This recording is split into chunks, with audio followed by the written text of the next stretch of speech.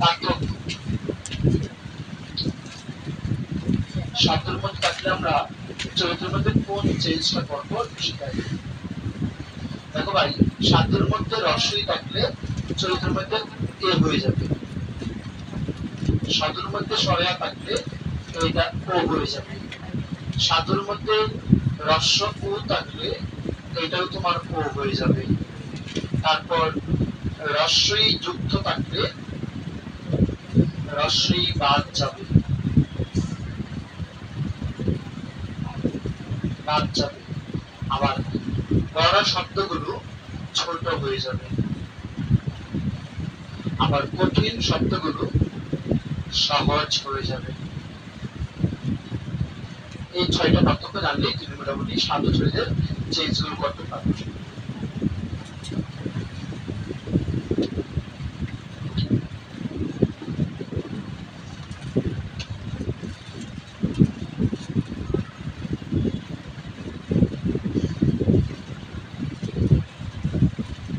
সবাইকে লিখছো, লিখে ফেলো।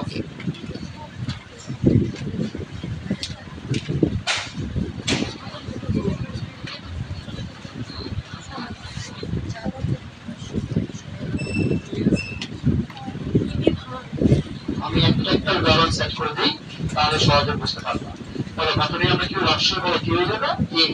একটা এক্সাম্পল দিই, এ না বলবা এ, ঠিক আছে? উচ্চারণটা এ, নট এ। সেটা গ্রামে জাদুগঞ্জে ওইটা কি পড়তে শিখায়, সমস্যা হচ্ছে এটা। আচ্ছা, লিখো যে যেমন ধরো লিখা, লিখা বলতে কি রসিকা না ভাই?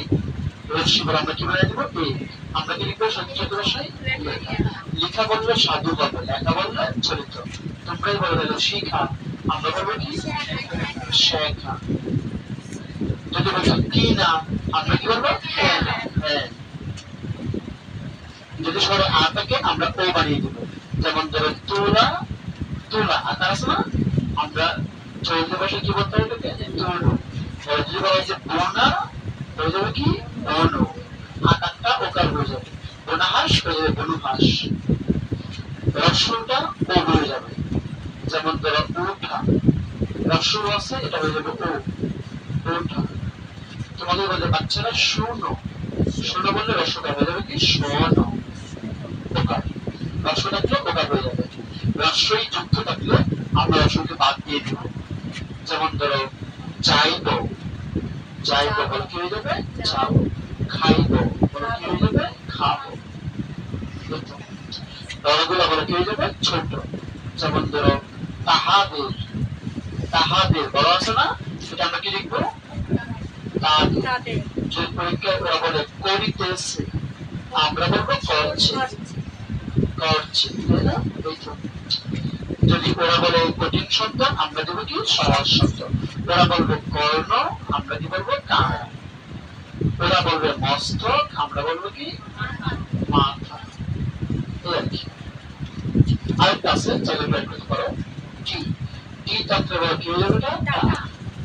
যেমন ছেলেটি না হয়ে কি হবে? ছেলেটা। একটি না হয়ে কি হবে? একটা। এই কয়েকটা বিষয় তো মাথায় রাখো, তুমি সাহায্য চলতে লিখিত পরীক্ষায় তোমার কাজে রাখবে।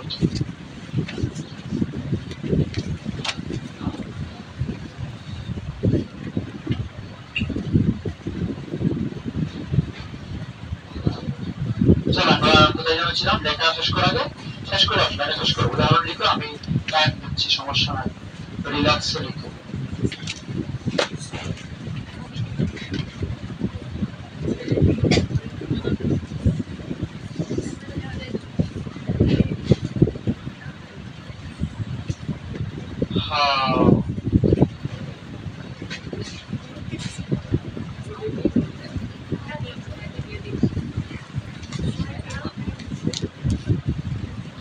সবাইকে লিখছো, এক্সাম্পল লিখতে পারছো? সোয়া সমাজে ফিরে আসো কষ্ট। কত নম্বর বই শুনেছিলাম? 25 ছিলাম। প্রদীপ যেমন নিবিবার আগে জ্বলে উঠে, তাই না? উঠে বলে কি হয়ে যাবে? ওঠে। শরতে তাম্রপত্র তেমনই নাকি তেমন? আগে বলছো ঠিক যেমন, এখন কি হবে? তেমন। ফর্মেটটা সেম রাখতে হবে। আগে বলছে দ্বীপ যেমন, এখন কি হবে তেমন। আচ্ছা, 6 বার আগে নাকি ঝড়ার আগে? ঝড়ার হবে, ঝড়ার আগে। অগ্নিবর্ণ হইয়া নাকি হয়ে? বলে উঠে নাকি ওঠে? ওঠে। এবার কাউন্ট করেন তো কয়টা হয়েছে? 8টা। অপশন কি 8টা আছে? না, এটা আমার কাছাকাছি কোনটা আছে? 7। তো 7 আমার ডিভাইস। ঠিক আছে? ওরা কি, ওরা তোমার দুইটা উঠে আছে না? দুইটা উঠে কোন ওরা একটা বছর দুইটাকে একরকম বলতেছে, বুঝছো? এই জন্য 7টা দিয়েছে ওরা। আমরা 7টাই ডিভাইস। 8টা না কেন বলে দিতাম? 8টাই দিতাম। কথা বুঝতে পারছো? 8টাই তো নাই, আমরা কাছাকাছি কোনটা আছে? 7। ওটা আমরা অ্যাকসেপ্ট করি। পরে আসো, কয়না হতো? 26। বৃহৎ অর্থের বিভাজন শব্দ কোনটা বলো? অরণ্যানী। মনে আছে? ওই যে বৃহৎ 4টা ছিল না? 4টা অরণ্যানী, বনানী, হিমানী, স্তরী। মনে আছে বন্ধু? আচ্ছা, পরে আসো 27 নম্বর। কোনটি স্ত্রীলিঙ্গ ভিন্ন শব্দ বলো? কোনটা? বিদ্যান। বিদ্যান আসছে কি বলতো? বিদুষী। শব্দগুলো চেঞ্জ হয়ে যাচ্ছে, কিন্তু অন্য জায়গায় আবার চেঞ্জ হচ্ছে না শব্দটা। তারপর জেলে কি হয়? জেলে নেই, শুধু নিটা যুক্ত হয়, তত্ত্ব যুক্ত হয়। আবার না না কি হয়? না নেই, শুধু দীর্ঘইকার তত্ত্ব যুক্ত হয়। কোকিল কি হয়? কোকিলা, শুধু একটা আকার আসে, কিন্তু প্রথম দেখো প্রথম শব্দটাই চেঞ্জ হয়ে যায়। বিদ্যান বলে কি হয়ে যায়? বিদুষী। শব্দ পুরো চেঞ্জ, ভিন্ন শব্দ আসে। ওকে ডান, সই বুঝছো বন্ধু? 28 নম্বরটা আসো।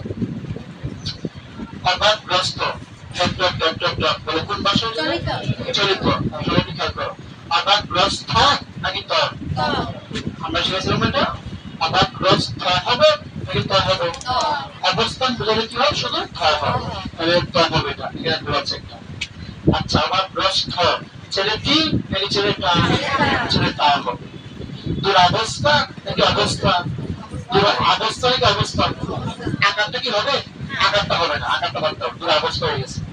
কথা শাস্ত্র, শাস্ত্র আবার কি বন্ধু? চোখ থেকে কি শাস্ত্র বের হয় নাকি অস্ত্র বের হয়? ছাগল বের হয় কি দিচ্ছে? পাগল।